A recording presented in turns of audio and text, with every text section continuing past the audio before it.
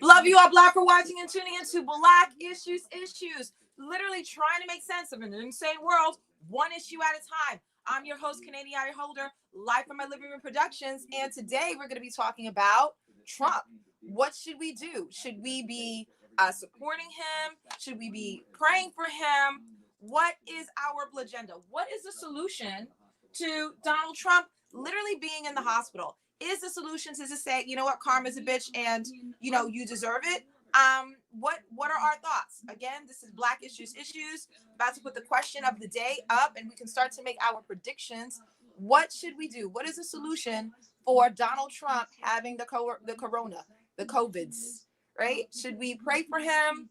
What should we do? Especially those of you who are in the law of attraction community, right? Who like burn incense and sage and Palo Santo and have a whole bunch of crystals like I do. Like, is this how we show up? Is this ugly? Like, are we going to be as mean to Donald Trump as we were to Herman Cain? Like, what is our solution? So I have Meet the Press in the background. I have all of my crystals here because I'm always wanting to have this conversation about, you know, law of attraction and, you know, putting out positive energy and, you know, karma. But, you know, like how do we show up? You know, is this the time to be petty? Is this the time to be like rational, prudence, have some level of decorum? What do we do? So this is Meet the Press in the background. I'm going to rewind it to the beginning and let's have a conversation about the shit hitting the fan. And literally pigs are flying. Pigs are flying. So while you all listen to what he's talking about, don't worry, that's just my crystal ball. Love you all, Black, for watching and tuning into Black Issues. Tell me where you're watching from. Tell me what you think about, you know, should we pray for Trump? Yes or no? Tell me why. Thank you. As you're doing that, I'm just going to text a few people to let them know that I'm on live on YouTube. And I'm just so excited. So you all can just listen to what she has to say.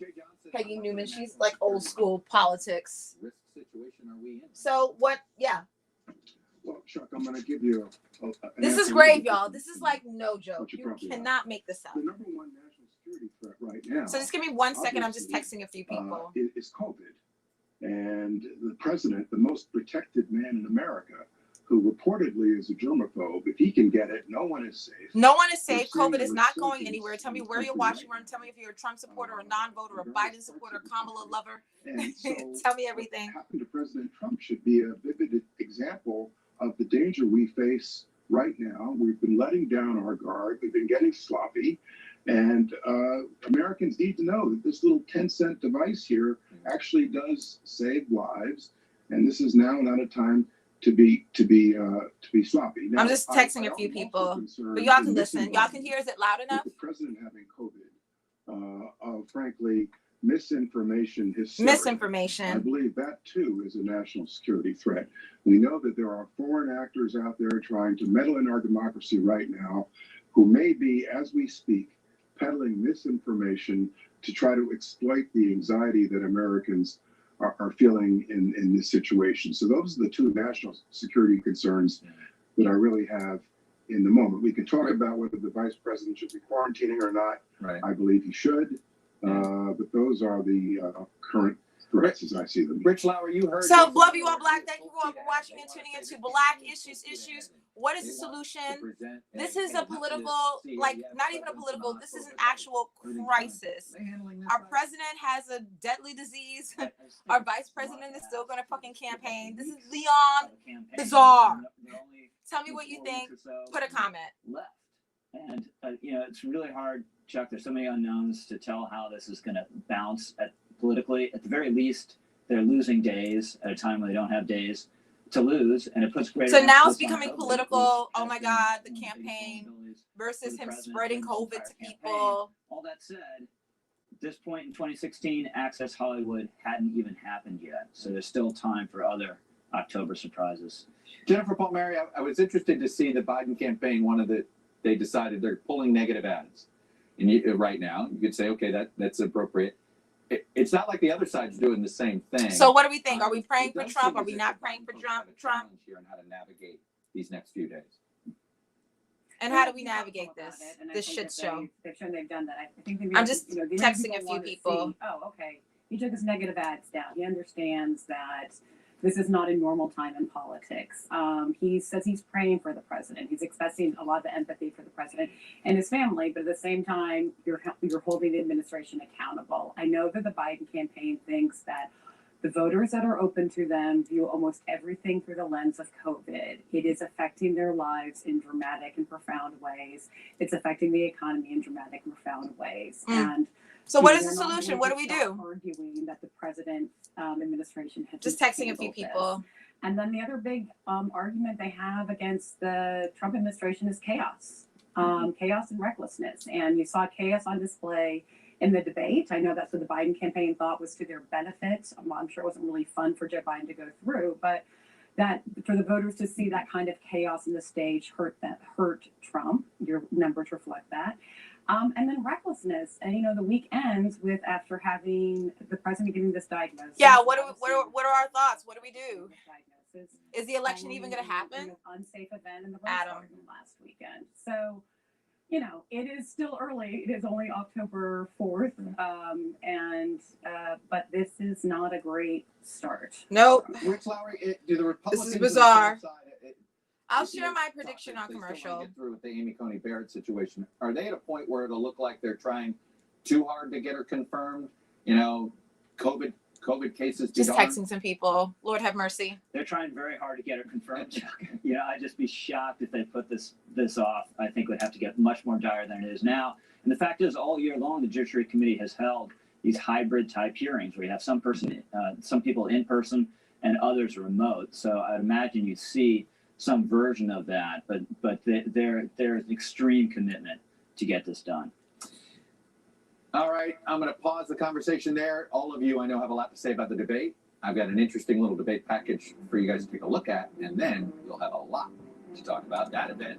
All right, so let's talk about I think I texted basically everybody I need to text. What they thought of the debate. That's next. What did you think of the debate? I think that's a part to watch. And then there was one more part where Trump's henchmen were kind of like trying to clean up their thoughts on what did or didn't happen. And it's just all bullshit. I'll get my my poop emoji pillow in a second. I know you all been waiting for it. All right. So, all right, let's have a conversation. So this actually, I'll just turn it down for a minute. This is Amazon. Shut down. I thought, you know what? People have been asking for. And Amazon actually had 19,000 workers that ended up getting COVID-19. Like a ridiculous amount of people got COVID-19 that worked for Amazon. And, this is the issue with capitalism, and, we can never calculate the amount of pain, Blackulator. We can never really calculate the amount of pain and suffering and oppression that people are going through for a so-called steady paycheck. You know what I'm saying? Like, and also calculate the pain from the ease that we feel because we could just be in our apartment and or our homes, whatever, backyard, wherever the hell you are, and just go like this, click, click, click, and get what you need. But in exchange for that level of convenience, there were 19,000 people who got coronavirus that were Amazon employees. So, when you look at that logo and it means smile and it has a little arrow meaning going up, meaning like the profits go up, the wages don't go up. When we look at that logo, we really need to think about what that truth is. Thank you, Keith. Thank you for watching and tuning in. One of my blowers and bluefluencers of Black Issues. It is a shit show. It is a shit show. It is a shit show. So, yeah, just having this conversation about Trump, about Corona, about, spirituality and what do we do? Because a lot of people, they want to be spiritual, again, myself included. And again, we're clutching our crystals, we're journaling, we're burning sage and incense, here goes my lavender, right? Here goes my lavender incense, right? These are all the things we do, we use chimes and wind chimes and, Tibetan singing bowls, we do all the spiritual stuff. And then 2 seconds later, Trump gets corona. And the first thing we want to do is say, fuck him, fuck him, fuck him. He should die. He should die, And is that Is that the goal? Are we speaking from our pain, or are we speaking from our power when we say something like, you know what, Trump deserves it, fuck him, he should die? You know what I'm saying? Is that, you know, I'm always questioning, like, how do we show up in the world? And I need to write that down. Are we speaking from our pain or from our power? You know? So let's hear what they have to say here. Look at the poll. Joe Biden did a better job in the debate than President Trump. At the same time, our pollsters, Democrats. Can you all hear? Is it loud enough? Just let me know if it's loud enough. Put a thumbs up or say yes. Zoom focus groups. 8 men in one, 10 women in the other. Only one To hear black directly person. from voters about how. Thanks, they view MSNBC or NBC. Look Take at a this. look. Only one black I person. beat Bernie Sanders. Not by much. Quick to distance himself from Bernie Sanders. Bullshit. Pocahontas would have left 2 days early. You would have lost every primary. What one word or short phrase Pocahontas. your reaction to the debate? Disparaging. Disparaging. Insulting. Insulting. Juvenile. Unfortunate. Disappointing. Lack of vision. Lack of vision. The question is, radical left. Will you shut up, man? Listen, who is on your list, Joe? Looking at this. Thank you, debate, Keith. What's the takeaway? What's the takeaway? That pins are flying. Description. It sent a message that in this country we don't know how to have a conversation. I was really disappointed for both candidates and for both parties. It painted a picture that We're we chaotic. are willing to reach across the aisle and find commonality. I want to hear what the candidates have to say. And I want to hear from black people who are a part of this fucking focus group. Or answering questions. Both candidates were just One. trying to take shots at each other. One black. One black. One black. Show off. Self-centered. Egomaniac. Unethical. Incompetent. Stable.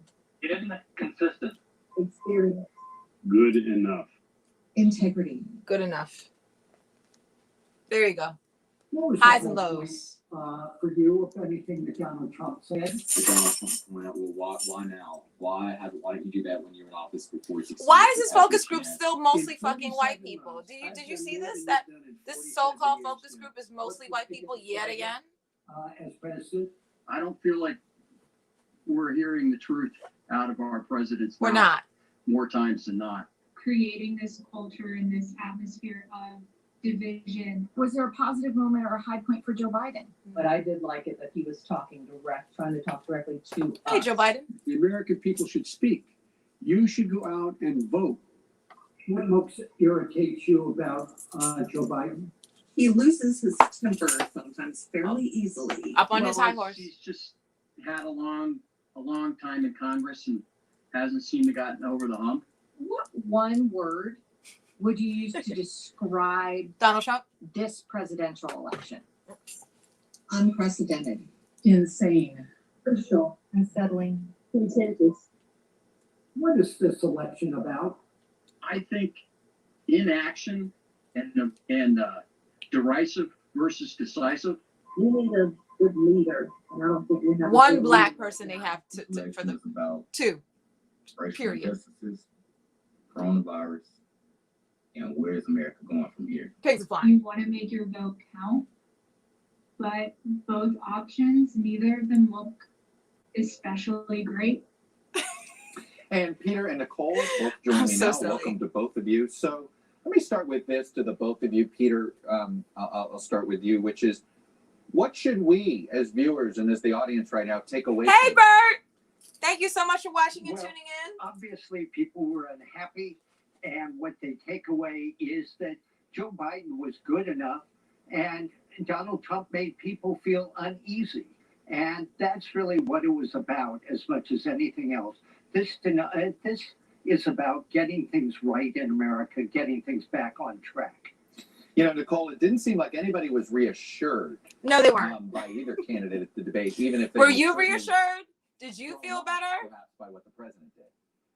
Who's Sean Kool-Aid Brown, Jamie? Is that the black guy? You know him personally, Jamie? The one black guy they had on the focus group? Just tell me who that is. Thank you. If they were Woo. looking for leadership, for Oh, are you any kind tagging of people, assurance, Jamie? for I any think that's what he's doing. He's direction tagging for the people. I country, love they you, can get it Jamie. from either one. Everybody tune That into was Black one of the Hammer. We things need to on have a the talk, focus group that was Jamie. pretty surprising to me that while the focus has been largely on the president's performance, I think people were disappointed a little bit in Joe Biden. And Joe Biden too, I yeah. wanna put up we did so much qualitative. Joe Biden and also quantitative, dropped the baton work this week with both of your firms, both doing regular polling and these focus groups. So we did these focus word groups. Clouds. We asked our polling respondents to word just give clouds. us a word or phrase about the debate. And here was Peter, the Biden word cloud of people that thought Biden did Everybody better. look. And what was interesting is how much it's about Trump. Trump avoided questions. Trump unprofessional. Actually doesn't have a lot on Biden himself. Thank you, Keith. Well, exactly. This election is about Donald Trump. It It's is. up or down.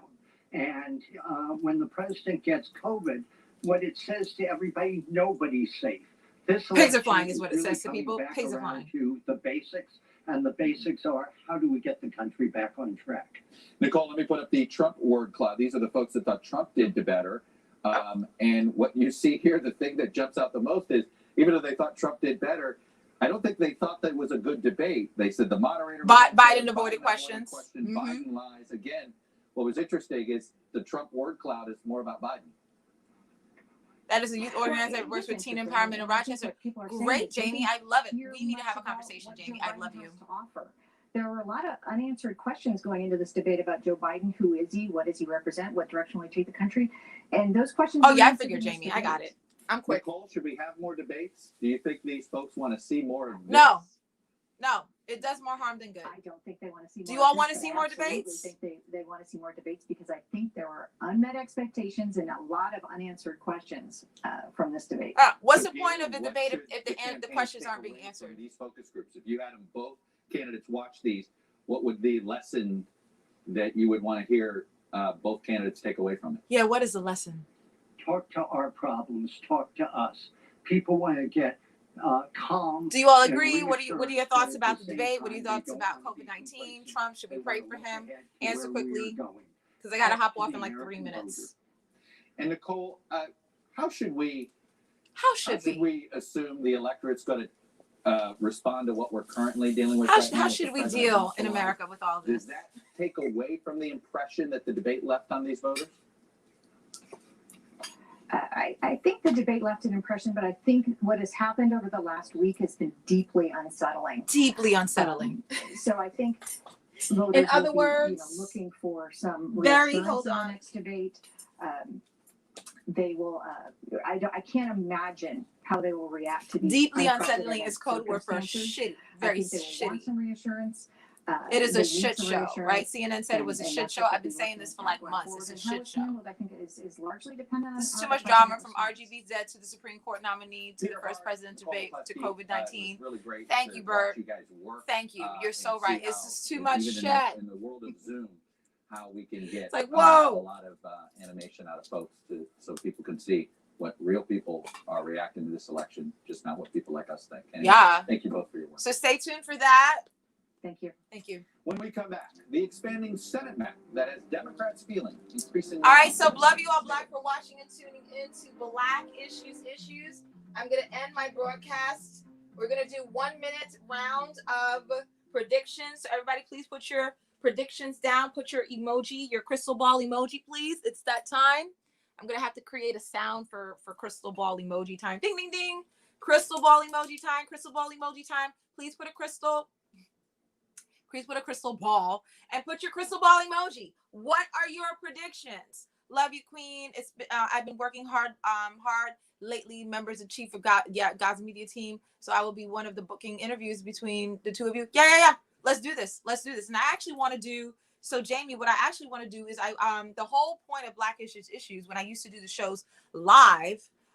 Is do it based on focus groups. So literally Black Issues, when I used to do the shows, I bought interactive software called Mentimeter and also Kahoot. And I used to literally poll the audience and the results on whatever they thought about an issue, hence Black Issues, in real time would project on the screen. Yeah, I've done that with word clouds, with questions, with charts and things like that. So that's actually my goal. And I want to like out focus group these fucking focus groups because I'm like, they don't know what the hell they're talking. They only poll like 2 Black people. How are you really going to know what these polls are if you're only polling 2 Black people and the rest of them are white and middle-aged? It's bullshit. So that wasn't even my prediction. My prediction is that Trump is going to miraculously get cured of COVID-19.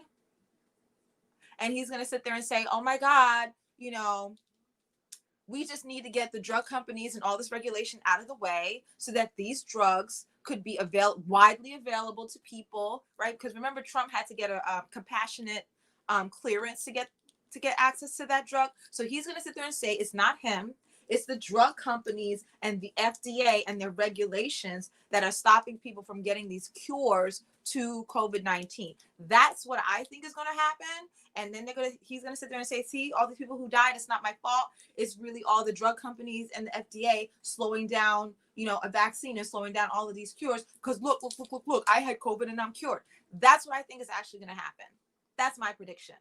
He's going to sit there and say, you know, I soldiered on, you know, COVID-19 is a real thing. You know, I did have a fever, but thanks to this drug, I'm cured. That's what I think is going to happen. And then he can sit there and say, oh my God, you prayed for me. Thank you all so much. I'm a uniter. Thank you, all the people who, you know, prayed for me. Thank you for all the rallies. You know, there's a rally right now in front of Trump Tower downtown in Manhattan right now. There's a rally in front of the White House right now. So that's what he's going to say. He's going to say everybody's like, you know, I'm you know, all the MAGA people, all the people united, you know, all these people who, you know, people who didn't even support me were praying for me. I'm telling you, he's going to sit there and become a martyr. He's going to be like a living, walking, breathing martyr and say, look, like, vote for me. That's what's about to fucking happen. He's like, you know, this is what we do in America. We bounce back. This is what we do in America. You know, we stick together. That's what he's going to do. And he's going to sit there and say, look, I'm done. I'm cured. So it's not my fault. Drug companies, FDA, get your shit together so we can cure people. And everybody, every time somebody dies, he's going to sit there and say it's the FDA and the drug company's fault and not his fault. That's what's going to happen. He's the master of deflection. He's the master of, I can continue to talk about this with Black Issues, controlling the narrative. He's the master of controlling the narrative. So thank you all for watching and tuning into Black Issues. Trump is going to delay the election and speed up Supreme Court appointment. Oh yeah, he's going to do that too. He's going to sit there and say, you know, unfair advantage. He wasn't able to, you know, campaign the way he wanted to, because of this quarantine thing. Yeah, he's going to say all of that. Congress vote will likely start yeah. So I see exactly what you're saying, and they're not going to do any type of COVID-19 relief. That's what's going to happen. They're not going to do any COVID-19 relief, but they are going to sit there and zoom in this new Supreme Court judge. That's what's going to happen. And they're going to delay the election. And when the election does happen, because they have the court stacked with Republican nominees or Republican judges, they're going to sit there and rule that Trump won. That's what they're going to do.